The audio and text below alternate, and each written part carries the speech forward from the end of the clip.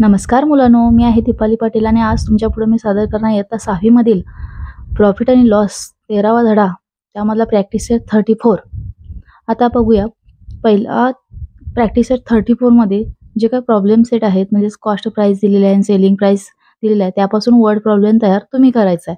फक्त आपण तो जे एक्झाम्पल आहे ते सॉल्व्ह करून पाहू.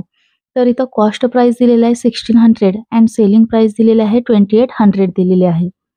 आता आपल्याला इथं प्रॉफिटच झालेलं आहे कारण आपल्याला प्रॉफिट आणि त्याचे पर्सेंटेज काढायचे आहेत. Profit is equal to selling price minus cost price. 2800 ही सेलिंग प्राइस झाली आणि 1600 ही काय झाली कॉस्ट प्राइस झाली. म्हणून 2800 मायनस 1600 इज इक्वल टू 1200 इतका काय झालेला आहे प्रॉफिट झालेला आहे. त्याच्यानंतर आपण पाहू की let the profit be x. आपल्याला प्रॉफिट पर्सेंटेज मध्ये काढायचे आहे म्हणजेच काय आपण एक्स मांडला पाहिजे. देन एक्स अपॉन 100 एक्स हे काय आहे प्रॉफिट आहे किती पर्सेंटेज आहे त्याच्या आपण 100% हे काढताना 100 वरती काढतो तर 100 केलेला आहे इज इक्वल टू किती प्रॉफिट झालेला आहे 1200 किती रुपयेवरती कॉस्ट प्राइस वरती तर 1600 वरती. क्रॉस मल्टिप्लिकेशन आपण करूया. X is equal to 100 multiply 1200 upon 1600. 2 ला 2 झिरोज गेलेले आहेत. 4 3 जा 12 4 4 जा 16 4 1 जा 4 4 2 जा 8 अँड 4 5 जा 20 25 मल्टिप्लाय 3 म्हणजेच किती झाले 75% आपल्याला इथं काय झालेलं आहे प्रॉफिट झालेला आहे. आता आपण नेक्स्ट एक्झाम्पल पाहू.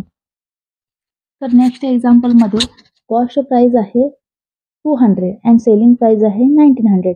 कॉस्ट प्राइस म्हणजे खरेदी किंमत इथं जास्त आहे आपल्याला आणि सेलिंग प्राइस आहे म्हणजे विक्री किंमत ही कमी आहे म्हणजेच आपल्याला काय झालेलं आहे इथं निश्चितच लॉस झालेला आहे. लॉसचं सूत्र काय आहे तर loss is equal to CP. CP म्हणजेच काय cost price minus selling price.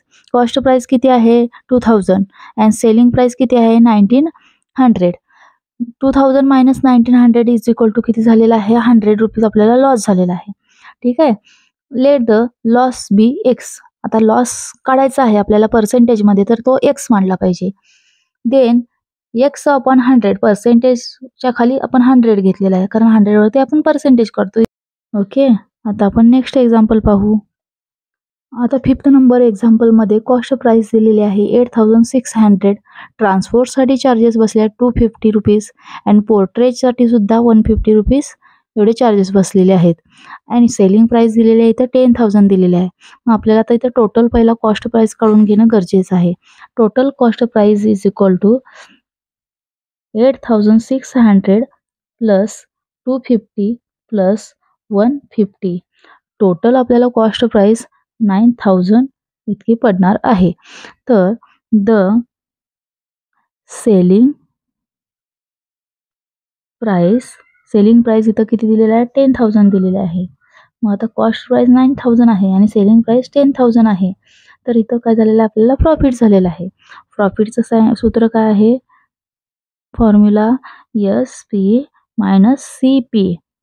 SP किती आहे 10,000 आहे आणि CP किती आहे 9000 आहे म्हणजे 1000 आपल्याला इथं काय झालेलं आहे प्रॉफिट झालेला आहे. आता आपण काय करू बघा. देन आपल्याला पर्सेंटेज काढायचे आहेत. Then let the profit be x percentage. Then x upon 100 is equal to 1000 upon 9000. चला आपण क्रॉस मल्टिप्लिकेशन मध्ये x is equal to 100 multiply 1000 upon 9000. 1 2 3 1 2 3 cut झालेले आहेत. चला आपण साइड मध्ये इथं मल्टिप्लिकेशन डिवाइड करूया. 100 9 9 1 जा 9 9 1 जा 9 2 इथं शिल्लक राहिले म्हणजेच काय 11 1 upon 9% प्रॉफिट झालेला आहे. आता आपण 6th एक्झाम्पल पाहू. 6th एक्झाम्पलमध्ये काय दिलेलं आहे, सीड्स वर्थ 20,500, लेबरसाठी त्यांना खर्च झाला 9,700, पेस्टिसाइड